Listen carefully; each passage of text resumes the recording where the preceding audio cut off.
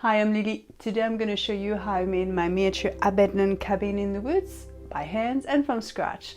It's going to be a big tutorial because I've got lots of techniques to show you how I made the entire cabin, the exteriors, the interior, the furniture, all the little detail, the outdoor scenery, the tree, and even the outhouse. This set is completely modular because it's designed for stop motion animation, so I can remove the roof, I can remove the whole cabin and every single wall, so it gives me more flexibility to shoot it. I'll not be able to shoot the animation yet because of my eye situation, but I look forward to share the animation with you once it's ready. In terms of the scale, I always work on 1/10 scale for every single one of my sets.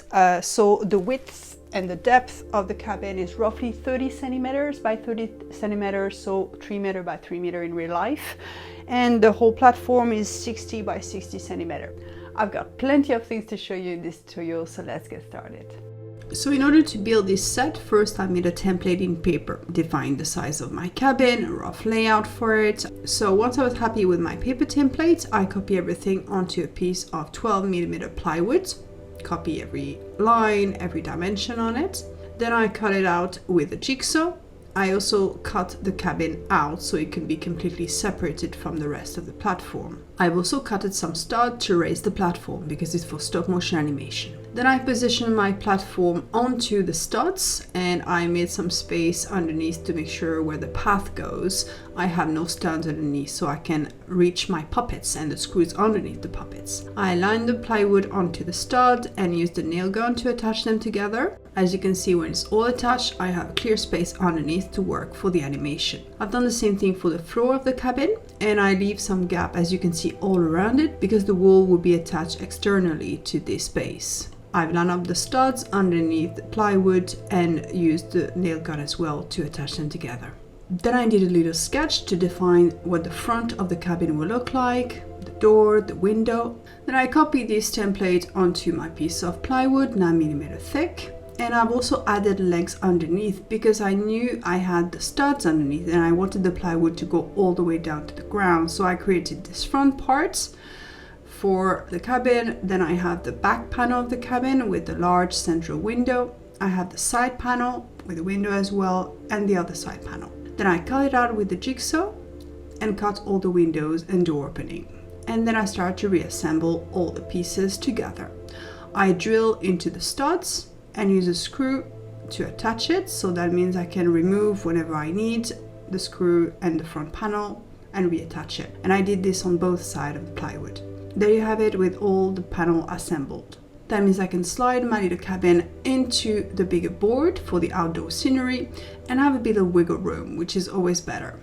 And then I went inside of the cabin with a permanent marker, mark the level of the floor and also where each wall connect to each other. Now for the window opening that is on the side near the kitchen area, initially I started to get it central and big and realized actually it would be better if it's narrower and offset. I think the aesthetic of it will be more interesting. So I used a bit of off-cut plywood and then I filled the gap with some wood filler that I let dry and sand it down. I started working on the opening of each window. I took some basswood 2mm thick, mark up the length that was needed, cut it up with my Japanese saw, position it in place and keep doing it all around the window opening and then super glue it in place. There's a tool that is really useful for this kind of job, it's a marking gauge. You can just position the tool at the right depth. As you can see, there's a little nail coming out of it, so I just measure the right width that I want for my wood. And then I can use this marker all along my piece of basswood to mark it up, and you have them pieces of wood that are exactly the same width. I like to use a bit of sanding paper to smooth the edge, it's neater that way. And then I can take my measurements, mark it up, cut it, and then use a bit of super glue to attach it. I've also added more basswood on the edges to cover the transition in between the plywood boards. Then I can remove my front board, turn it around and start to do the internal parts of the window frames and door surround. So now I've got the inside done, outside done, and as you can see I've done the same thing all around for the other windows as well. Now I wanted to add some internal wooden post and beam, So I took some basswood 5mm thick and rough it up with a wood knife. Otherwise it looks way too clean. It's not going to look realistic. And start to cut it in size so I can go all along each corner of the cabin, and added some at the top as well. And once they were cut at the right size, I super glued them only to one wall. Then I start to work on the roof. I decided to go for a cardboard roof this time around. I cut a piece that was big enough so that I have some overhang at the front, at the side, and at the back. I decided to go for cardboard because I wanted to create a roof that appears like it's completely sunken in the middle, that the ridge has just given up. And it's easier to bend cardboard than plywood, so that's why I choose this material. And I press into the cardboard and use a bit of duct tape to hold it into that position. Then I went inside of the roof with some thick wire and shape it all along the ridge to try to get an idea of the curve of that ridge. And I use this piece of wire to copy it onto a piece of 5mm basswood and to create that ridge. I cut it out, sand it down, and I have a new ridge that I can position. So I use the hot glue gun to fill all the gap and press the ridge into it. Now I wanted to add some rafters, and to make sure they were to the right size, I first decided to tape the roof on each side so it stays in position while I do the work inside of it, remove the front panel, and then I can see exactly what are the size and the angle of the rafter that I need to put inside of my roof. And I super glue them in place. So as you can see, I've added some rafters on either side. I've also added some beam all around to hold the roof in place, as well as external beam to make sure that the roof slide exactly in position. I've done this all along, including at the front and at the back as well. So every time I remove the roof, because I want it to be versatile for stop motion animation, it can come back exactly where it needs to go. I've also marked up with a pencil where the internal wall ends. I wanted some damage to this roof, so I started making a hole with the Stanley knife and then used my finger to open the opening even more. Then I took some sheets of 2mm basswood, laid them inside of my roof to make sure I have enough to cover all of it, plus a bit of extra.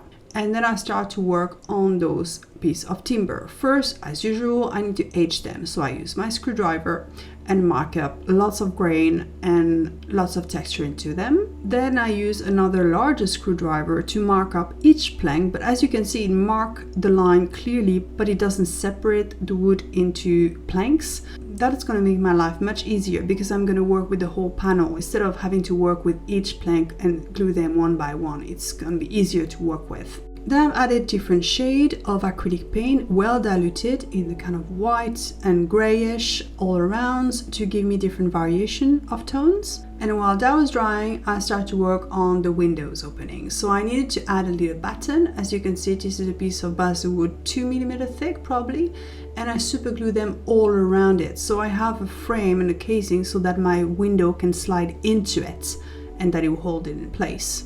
Then I realized I should have aged the basswood all around much further. So I took my screwdriver, went at it and made some really deep grain and marks all around the timber. Then I've applied 2 coats of diluted acrylic paint in dark brown. And it doesn't matter if you paint outside the line, everything else will be covered by the paneling, so it doesn't matter. I've done this internally and externally. I realized actually it would be better to add another beam above the window, and I've cut it to size, super glue it in position. I've done this at the back and at the front of the cabin. Then I used some more diluted acrylic paint to paint the rafters. Once that was dry, I started to work on the paneling in between the rafter, taking the pieces that I've aged and painted with different shade of white and gray before, cut it to size and use a bit of super glue to hold them in place. So then I have all my internal paneling done for the roof, but I had some opening initially that I've done through the cardboard. So I turned the piece around and pressed the basswood from above to break it and widen the opening. I've actually done 2 openings into the roof.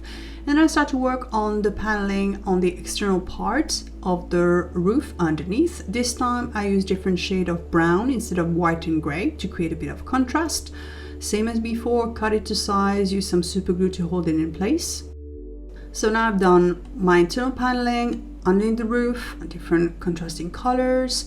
And what I needed left was to add some bit of basswood on the edge to hide the cardboard that was visible. As usual, I roughed up every piece of timber with my wooden knife, then used some super glue to attach it to the edge, and I went all along the edge of the roof with those bits of timber. For the covering of the roof, I decided to work with corrugated cardboard. I cut it to size, used a ton of hot glue to hold it in place. To create the top ridge of my roof, I decided to use some Warbler because that's my favorite thermoplastic and you can do so many things with it. So I just heat it up with a heat gun and then shape it along the edges, let it completely cool down, and once it was cool, I can use the hot glue gun to glue this piece in place. Once that was done, I decided to add another piece on top of it, and I had some leftover EVA foam, a half a dowel, and I thought, okay, that's going to be a nice fit, and use a bit of super glue to attach it. Then I made sure to mark the cardboard where there was the opening and the damage on the roof, and then look at it. The rest of the cardboard was looking way too clean, so I started damaging it, beating up the edges especially, to try to make it more realistic and give it more age. Then I painted the roof with 2 coats of acrylic paint, and then I sealed everything with a clear matte sealer, and I started to do some washes. And as you can see, apply some diluted brown washes and remove the excess with a wet paper towel will make a huge difference to the internal paneling. So I've done this inside the roof and outside of it, applying the diluted brown acrylic paint, and you see all the wet paper towel that are surrounding me, I just grab them very quickly and remove all the excess. And it makes such a difference. You can see from the right side, I've not done it yet, the left side, it gave it much more realism. While that was drying, I focused on the windows. First, I took some small battens of timber and I painted them with acrylic paint and let them dry. Then I made some paper template for every single window, taking my time to get the measurement right and to decide the position of the grills. Then I took some clear acrylic sheet, quite thick, big enough to cover all my 3 windows. Now you see this clear plastic look a bit too new, so it's great for modern window, but it doesn't look realistic for all windows, so I need to age it as well. To do that, I crumple a piece of aluminium foil and then reopen it, flatten it, but not completely, so I still need to have those marks showing up. And then I heat up my piece of plastic, press it onto the aluminium foil and roll over it, so basically it's get damaged and some of the mark of the aluminium will show onto it. And then I put it back on the table so that it can cool down flat, to be as flat as possible. And you can see it's got lots of damage to it, lots of curves, and that's perfect. That's exactly what I try to achieve, to get this really rough look of windows that's seen better days. Then I place my template back onto the piece of plastic and cut it out to the exact size. I tried them into the windows opening to make sure they were the right fits. Then I start to work on the cracks. For that, I use my Stanley knife and follow the pattern of a spider web. So you create many lines crossing in the middle of it, and then you create curves and circle all around this shape. Once you have it, then you can start to go a bit deeper at the center part of your spider web and start opening the glass or plastic sheets. This is what I've achieved with this technique. Then I start using super glue to glue my timber stick onto the piece of plastic, making sure to remove all the excess of super glue, using only the bare minimum to it. Otherwise, you're going to have some white stain to the plastic as it reacts to the super glue. I keep at it, adding smaller part for the inside grills of the windows. So now you can see I've done one side of the window. I need to turn it around and do the other side, making the grill exactly the same. But I didn't add timber all around because I previously already add some timber frame inside of the window opening. So I don't need to add this. It's supposed to slide into what is already there. Now I'm going to talk about the flooring. First, I remove all my walls. Use some piece of basswood 2 mm thick, and I use a bit more than the surface of the floor. It's always better to have some extra. Like everything else, I need to age the wood first with my screwdriver. Then I use a screwdriver to separate the planks. So now, bear with me, instead of separating it with the Stanley knife that would cut a clean line and then I have to sand it down, if I press the screwdriver, it will press into the wood and create a bevel. And then if you press it again, then you can separate because it's basswood and it's so soft. So actually, I got two jobs at once, because if I do it that way, it separates the wood, but I've got the bevel edge, I don't need to sand it down. Then I add a bunch of PVA glue. Mine is clear, but any PVA glue will do. Now I start to lay my floor, and because I use the screwdriver to separate the plank, the line of separation are a bit odd and curved, and that's perfect. That's exactly what I try to achieve. Imagine a cabin that's been built on the cheap with whatever random leftover material of wood, which quite often have some bend into it, so that will be perfect to create characters to this floor. So I make sure to cover the whole surface of it. Then I've added a piece of paper onto it, some really heavy book, and let it dry overnight. The next day I can cut the extra, sand them down, and I've got a floor. Then I've added one coat of acrylic paint and seal it with a clear matte sealer. Now when you look at it, you think, oh, this is a bad job. Wait a second, it will make sense later on, because the next coat is what matters the most. I then apply a diluted super dark brown, almost black, and soak the wood into it. That's the layer that matters the most and make a huge difference. So I let it dry completely. Then I went over it with a thick brush with a tiny bit of paint. I really removed most of the excess on a piece of paper and create all the highlight with dry brushing. And then I can seal it with a clear matte varnish to protect the floor. I'm quite happy with how it looks in the end. Now I'm going to talk about the front door. To do that, I use a piece of basswood with some tiny hinges. I've started to mark the design of the outside batten that I'm going to add on top of it, and I wanted to directly edge this piece of timber. And I think I want a bit against the grain because it started to get more damage than what I thought. But you know what I thought? I'd try new techniques on this one. Why not? And the good thing about abandoned properties is even if it looks well beaten up, you can always say it was meant to be that way. So I have my door all assembled, more damage than what I thought, but you know what? I'm going with it. And then I've added some paint, doing the same with the dirty wash to age it. When it comes to create the handles, I've used some tiny washers and some thick wire that I cut to size, shape, and smooth the edges with a metal file. And then I super glue them together. I then super glue them to the door and done some dirty wash to dirty them up.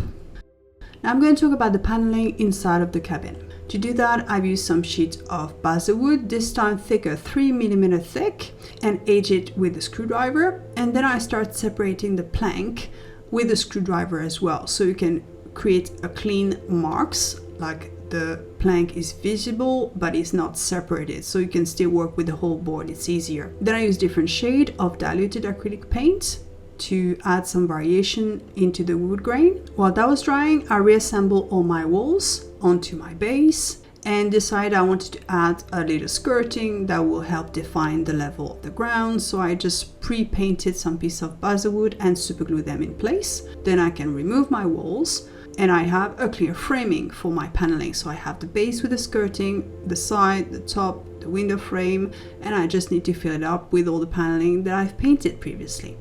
Sometimes I can cut them one by one if needed, or ideally working with a big piece of paneling and just cut it to size and super glue it in place. Now when it comes to the outside paneling, I work a bit differently. I took some wood, 2mm thick, and edged it with a screwdriver. So far it's the same thing. Then I separate with a stainless knife, cutting some pieces slightly wider than before, so maybe 15mm wide. And then I took my wood knife and damaged significantly one side of the panel. And I wanted to create this look of those boards that have been under the weather for so many years, that have been really beaten up and aged significantly. Then I started to paint them with diluted acrylic paint in different batches and different tones, and then starting assembling them. So first I add a batten on the bottom of it, and then I took my pieces that have the damaged edge at the bottom of it, cut it to size, and add a bit of super glue. So because of the piece underneath, it means it will stand on an angle, and that's exactly what I wanted to create. So I've got the first one line up with the ground level, and then I can just take another piece, ideally with a contrasting color, cut it to size, add a bit of super glue, and then I can just stack them on top of each other, and each of them gonna have the same, well, ideally the same angle. And because of the different shade of diluted paint that I've used, you start to see a really nice gradient in color. So now I've done the same for the whole surface, and I make sure to leave the gap at the top because I still have my roof which have some beam that need to slide into it. If you try to achieve something that is completely flexible and you can remove every wall and everything, make sure you take them into consideration so you can still fit all the walls and roof together. This is what it looks like with all the inside and external paneling done. Then I can remove every wall, and I've added some leftover stud on each side of the panel so that it becomes freestanding, and that means I can go out and spray with some clear matte sealer on the whole surface. Then I started doing the dirty wash, applying some diluted brown acrylic paint and removing quickly with a wet paper towel all the excess. Once I was happy with one side, turned it around and did this exact same thing on the other side. That makes such a difference to the overall look. Then I've added way more stain, working with diluted black acrylic paint and dark brown. I've added some stain and removed them straight away with a wet paper towel in a different spot where I think water got into the cabin. So on the edge of the window, for example, in the corner, where do you have damp damage into the cabin. Always keep in mind with acrylic paint that it will go darker as they dry. So take time to do a wash, let it dry, come back later, add more stain to it. Another good thing to add for adding character is this splatter. So once again, you can use some black, a different shade of brown as well. It creates some really interesting look. And I did the splatter and the stains on the inside and on the outside of the paneling. Once I was happy with all of that, I went outside and applied some clear matte varnish to finish and protect the wood. Then I can reassemble everything together, add my windows, super glue them in place, and done another dirty wash to cover all the edges. So if you have any problems, stains, or things not matching, just add lots of brown acrylic paint and remove the excess to make it dirty. That's the good thing about old cabin aesthetic. You can just make a mess and you cover all sorts of sins. So now let's tackle the outside of the cabin. First, I'm going to talk about the tree. So to create the tree, first I use 4 clamps that I've attached to my table at different distance from each other. And I went around with some gardening wire, and you need loads of it. So I went around and using different lengths of wire. Once I had a good bunch, I can remove them from the clamp, twist the bottom of it so that it stay together. And then to hold the tree while I'm making it, I've reused an old base. So leftover timber for the base, more leftover timber to raise the base, then a hole in the middle to pass the wire, and some screws underneath to hold the wire. Everything will make sense in a second, don't worry. So I took my bunch of wire and I tried to pull some out so they are a bit longer than the rest. I twist them together, pass them through the central hole into my wooden base, and then I stretch them, create a bit of tension. If you use pliers, that helps. And then I attach my wire on the little screws underneath, and that will help holding the tree up. What will help even more if you had some aluminum foil and some duct tape all around it. Once you have the base that is more or less stable, then you can start working on the volume. For that, I use lots of aluminum foil that are wrapped up around the trunk and tied up as much as I can with my hands. And then I can start shaping the branches. So you take a bunch of those wires, the short one to begin with, twist them together, then you separate in 2, twist them together and separate in 2. And you just go on and on and on like this thousands of times. And you go up and up, start to work with the longer wire as well, and you start to shape the whole tree that way. And it's going to take lots of adjustment, shaping, curving the branches so it looks more natural. I wanted to make sure that the top of the foil was well tight, so I use a bit of wire to secure it so there's no bits of foil moving around. Now we come to the material I've used to cover the tree. Last time I did some tree, I used some polymer clay. That's what I'm used to, mix of Super Sculpey and Fimo. Works great, but I thought I'm going to try something different on this one, and instead of trying some air drying clay, das. It ended up being quicker and actually cheaper. Another thing I've used is some texture pad. I initially bought this years ago in a baking shop to create the texture of the bark, but I'm pretty sure you can find some silicone pad online that have this texture, which is brilliant and is going to save you ages. I covered the whole thing with the air drying clay and went up to the branches. I've added some bits on the side to create some lower branches that have been cut, for example. So I've added a bit of volume there. Then I use my texture pad, and if you divide it into 2 sections, you can press them and apply the texture on opposite side at the same time. I've also used some sculpting tool to add some details, especially for the branches that's been cut down, for example. You just need to add some details there. And I took my time to apply the texture on the whole tree, and then let it dry for a few days. Once it was completely dry, I then applied 2 coats of acrylic paint and then add more colors with a little sponge and different shade of brown, sienna, green.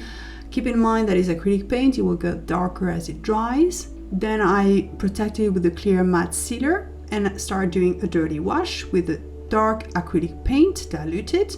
Then I apply around and then remove all the excess with a wet paper towel. And then you can add a bit of dry brushing with a white brush and a lighter color just to highlight the detail. And finally apply a coat of clear matte varnish to protect the paint. Now when it comes to the branches, I use some seafoam, lots of it. You see the box on the right? I use roughly 2 boxes per tree to give you an idea.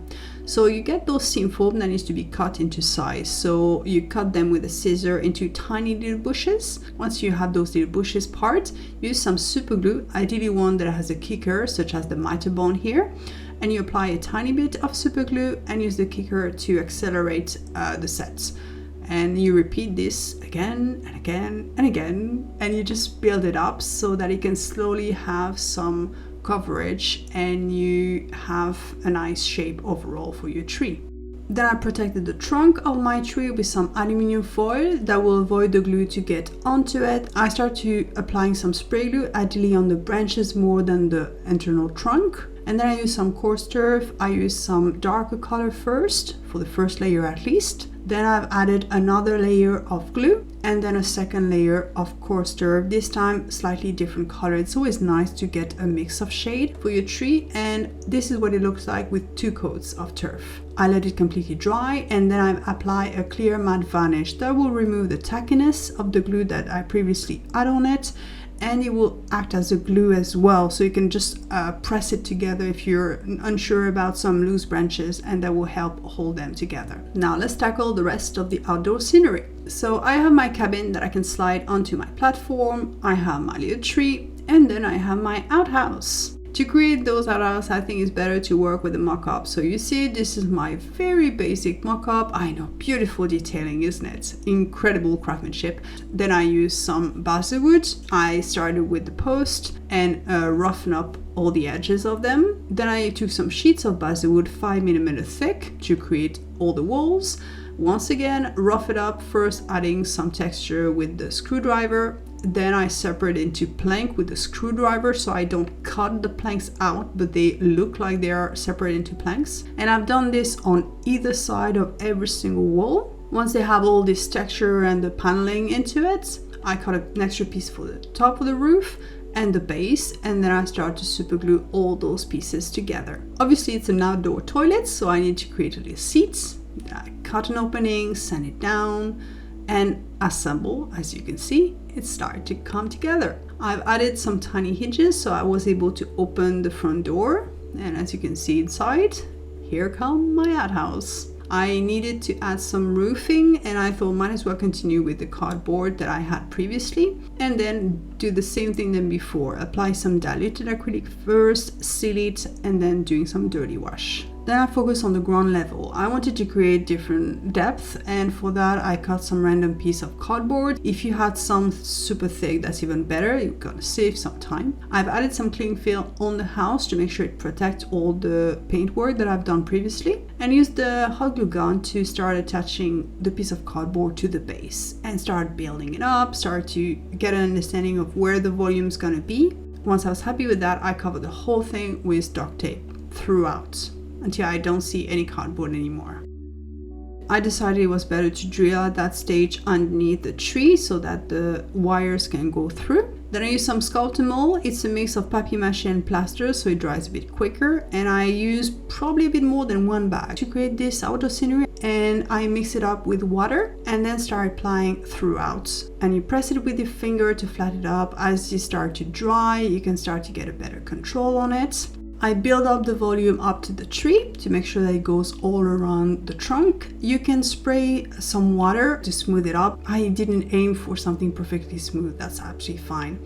and then you let it dry for at least a few days, maybe more depending the temperature where you live. Now I come to the internal layout and the furniture. First I did some mock-up with some cardboard for the furniture. It doesn't need to look pretty, it's just a very quick way to get an understanding of the layout, of the proportion, of what furniture needs to go where, and that way I have a clear idea of what I need to build. So then I can take my very basic mock-up for the kitchen and start to build it with balsa wood. I use a bit of cardboard at the back, but the rest is balsa wood to build up all the different units. I've added some doors with some more balsa wood that I carve generously with the screwdriver. Then for the sink, I first shape a piece of balsa wood so that it's smaller and fit into the opening. Then I use my favorite thermoplastic, Worbla, and shape the sink out of it. So you can warm it up with a heat gun and then apply onto the wooden shape, ideally on parchment paper that will help it not stick to the table, and you stretch it. And if it tears, don't worry, that's the great thing about Worbla. You can stick it to itself, add another layer, it will bond, and you can shape the whole thing that way. Now, if it looks a bit beaten down, don't worry, that's the look you're going for anyway, so that's gotta be just fine. And you just cut it to size, make sure it's a nice fit, and then you just drill for the drain. The next part I wanted to focus was the stove next to the kitchen. For that, I've started with some thick balsa wood, create something very basic as you can see, add another piece of balsa wood on top and bottom that was bigger, use the nail file to sand it down, and super glue everything together. I've added some little feet and a wooden dowel for the flip. I've also created a chair and a table in a very basic manner, same thing than before, using some balsa wood, probably 3mm and 5mm thick to build them up. I've also done the bed as well. And I start working on the shelves. I knew I wanted one shelf to be broken, and it's easier to do this from the start so you have more control over it. I've done some smaller shelves to go inside of the kitchen. And once I have all my elements built, I can start painting them up. For the mattress, I use some leftover packaging material. All sorts of foam could be used for this kind of job, and you just use a bit of sanding paper to smooth the edges and round them up. Then I use some old bed sheet to create the coverage of the mattress. This fabric was looking too new, so I used some rough sanding paper and went at it to really age the fabric. As you can see, it makes a huge difference. Then I place my mattress inside of it, use the hot glue gun and rub the material all around it. Take the time to do the edges correctly and just keep folding until the whole thing is covered. Then I've added lots of glue inside of the bed frame and pressed the mattress into it. So now it was looking way too clean, so I've used some dirty water, a bit of acrylic paint, well diluted, and started to soak the mattress with different colors. Use some splatter as well, that helps, and now you can see it looks much more beautiful that way. Going back to my kitchen, initially I glue all my doors straight and line up, and that's not realistic, so I have to go back to my kitchen, lift the door and re-glue them at an angle, because those old kitchen, most of the hinges are falling down, everything is off. It's more realistic that way, so I just have to damage it a little bit, but I'm glad I did because it really helped with the aesthetics. For the handle, I've done something very simple. Use some wire, cut it to size, start shaping it with some pliers. If you use jewelry pliers, that works great for this kind of jobs. And then you just use a punch to create some holes into the door. Use a tiny bit of super glue to dip the end of the handles and then press them into position. And like everything else, you need to do a dirty wash on it, because especially on the handles, the dirt will accumulate underneath. So every time you position something onto your set, do a dirty wash. It will look more realistic. Then I super glue my kitchen onto the wall and start to add more detail to my stove next to it. I decided to create the door with the Worbla. I have the black and clear Worbla, and I know that if I heat them up, they will bond to each other, so that's going to make my life easier. Then I need to cut all around it, shape it, add some tiny little hinges and a little handle, and there you have the stove. I've super glued the shelves onto the wall. Like everything else, add some dirty wash, add some dirt.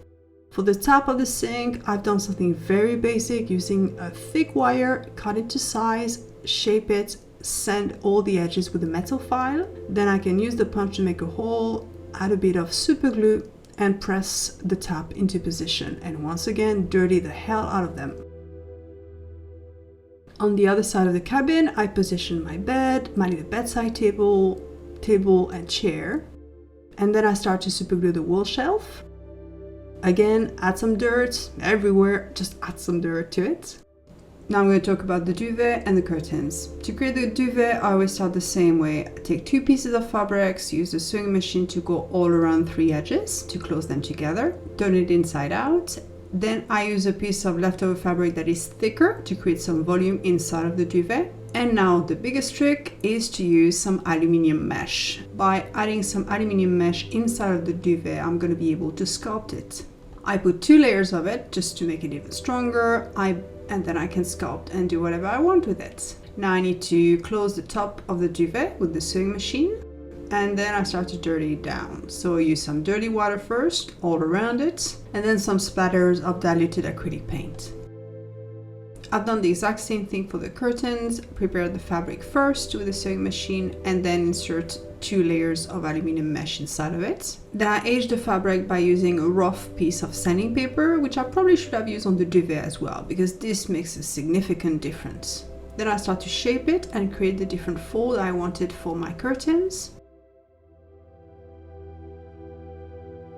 Use some dirty water to dirty them down and age them. Then I use a punch, press it strongly to create a hole at the top of the curtains. Then use a stick of wood that I've pre-painted to pass through. And now instead of gluing them level, I decide to put them at an angle. If you think about an old abandoned properties, everything is off. Nothing is level anymore, so it gives even more character if you do that. I apply the glue on the fabric itself instead of having to fight to create a way of holding the stick at the top of it. I find it easier that way. And then I position them, calculate my angle, and then press the fabric onto the wood. Then I place my little pillow, my duvet, and start shaping the duvet to make it look realistic, like someone just really came out of bed. Now that those elements are done, I start building up lots of props. For example, I made some plates. For that, I use some Worbla, the white thermoplastic. I've cut some disc out of it with my scissor. I use a small washer inside of it and the bottle of nail polish removal just because it's got the perfect curved cup at the top of it. So I use the heat gun, warm it up, place the washer inside of it, and then press it while it's still hot onto the cap of the nail polish so it can take the shape. Once it's completely cold, I can remove it, remove the metal washer, and then cut all around it and use the nail file to smooth the edges. And there you have a little plate. So now it looks way too clean, so I use some white tack to place them onto a piece of leftover board and apply some diluted acrylic paint that I remove with a wet paper towel to dirty them down. I've also used Worbla to create the lighting. First, I warm up the black Worbla and then I apply and stretch it onto a sculpting tool, the one which have this big metal ball. And then while it's still warm, I go all around it with a knife to pre-cut the piece. And then I let it cool down completely. While that was cooling down, I took the other one, this time clear Worbla, heat it up and apply it onto a smaller ball. That will be the light bulb inside of the lampshade. While it's still warm, I cut all around it with a knife and let it cool down. Once everything was cooled and cut it out, I have my little light bulb inside of it and the black lampshade. They were a bit too rounded, so I used the heat gun to warm them up, and that's what I love about the Worbla. You can just keep working at it again and again and let gravity do its work so it's a bit more flat. So now going back to my roof, I realized the edges were lifting a bit. It was not as balanced and level as what I initially intended. So I thought I'm gonna add some reinforcement inside of it to fix the issue. So you can see I've cut glue and painted some piece of timber inside of it. That's not only gonna fix the issue that I have, but that's also gonna give me some support so I can super glue my little lampshade in place. Then I kept working and add more details. So for example, a light switch. You take a little piece of white plastic, another tiniest piece of white plastic at an angle, super glue to each other and dirty wash them. And then you super glue them to the wall, and those little details make such a difference. I'm going to show you how I build up other props such as the gas burner. For that I use a piece of black Worbla, and as you can see I cut out to create a little bit of a sort of a cross in the middle. And I've cut a piece of balsa wood and shaped it so that it's smaller and can fit inside of the shape that I've cut with the warbler. Now I heat it up with a heat gun, and then when I place it on top of it, you can see I'm going to slowly and carefully start to shape the grill. I'm not sure if grill is the right word, but anyway, you can see what I mean. And when it's completely cold, I can cut the edges and I have my little grill done.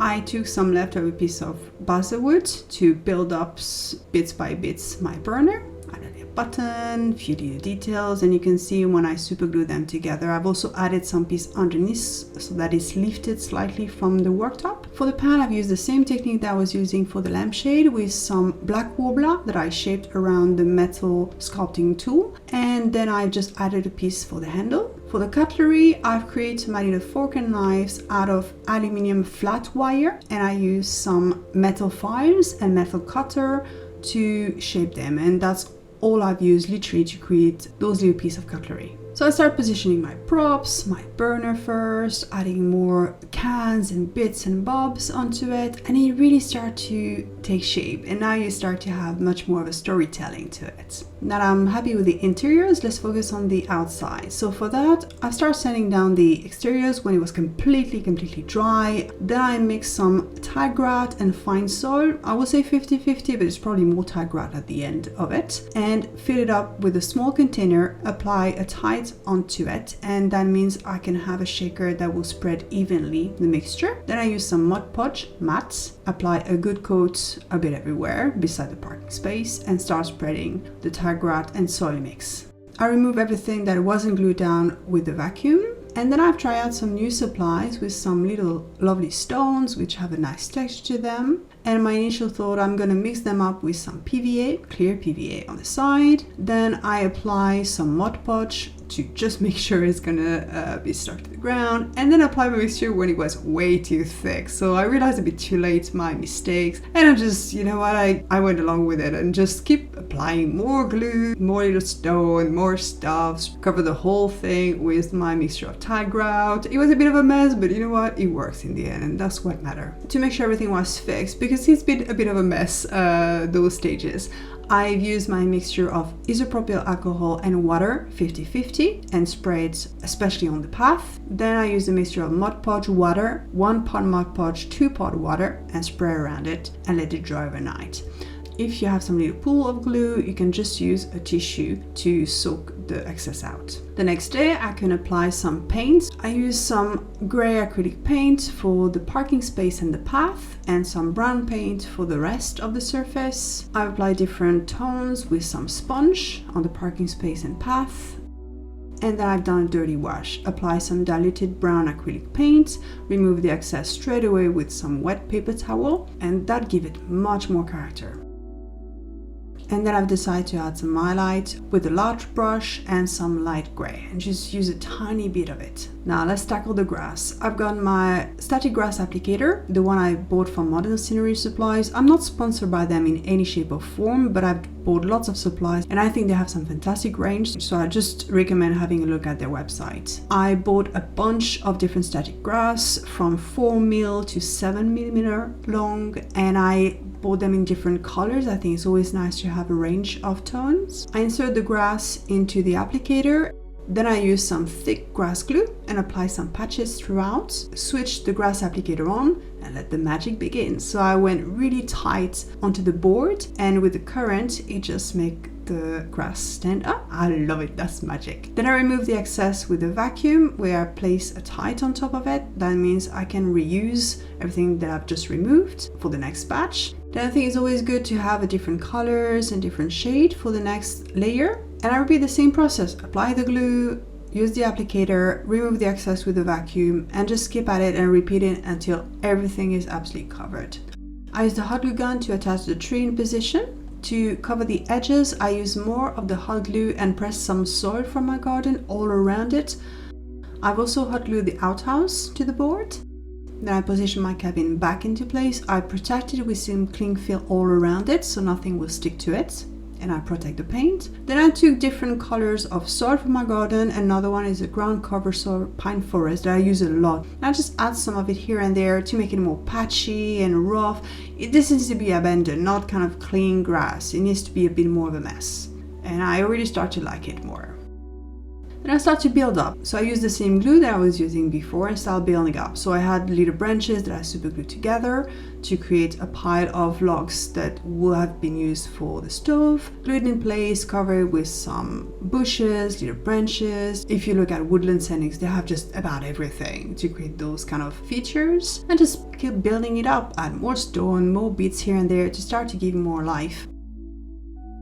Keep using my little mixture of soil and forest cover, and then to fix everything together I use the mixture of isopropyl alcohol, spray throughout, and then Mod Podge and water and let it dry overnight. If you have some excess, remove it straight away with a little tissue, especially on the bark of the tree. Now I was happy with the outdoor scenery, but I thought I need to bring the nature inside of the cabin more. So I used the green climbing vine, the one from Modern Scenery Supplies that I use absolutely all the time when I do an abandoned property. I think it looks really cool. And slowly building up with the leftover of bushes and greenery that I had from outdoor, and start to bring it inside of the property much more. I use the climbing vine around the stove, especially because I had some damage on the roof just above it, so it makes sense. I did much more vines coming from the ceiling because I have damages on different areas of the ceilings, so I wanted the vines to follow those entry points and go all along the walls inside of the building. I thought the floor looks too clean, so I sprayed some Mod Podge, and because the nozzle was completely stuck, I made an absolute mess. Tried to spread it out,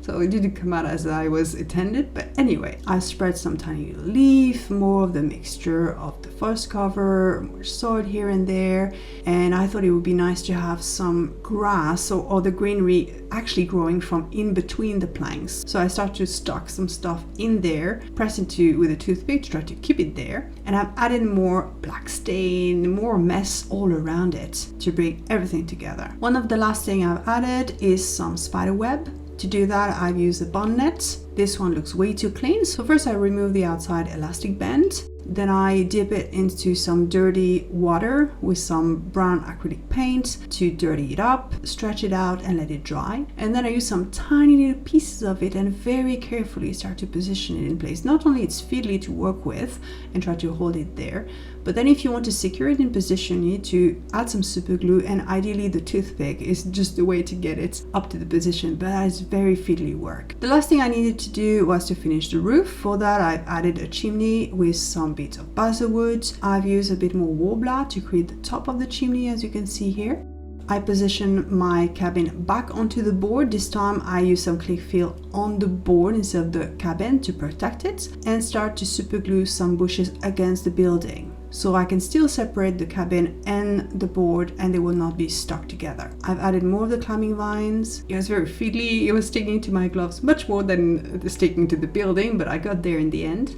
Now to cover the roof much more quickly, you can find this flock foliage sheet, which is brilliant because you cover a large surface really neatly, and then I've added even more of my favorite climbing vines on top of it. To finish it off, I still apply my mixture of isopropyl alcohol and water, and then Mod Podge and water, and let it completely dry, and there you have it. The cabin is now finished. Thanks for watching. I hope you enjoyed this video. Next time I'm going to show you how I made the miniature car, well, half the car, by hand and from scratch that I plan to shoot on this set. See you next time. Take care.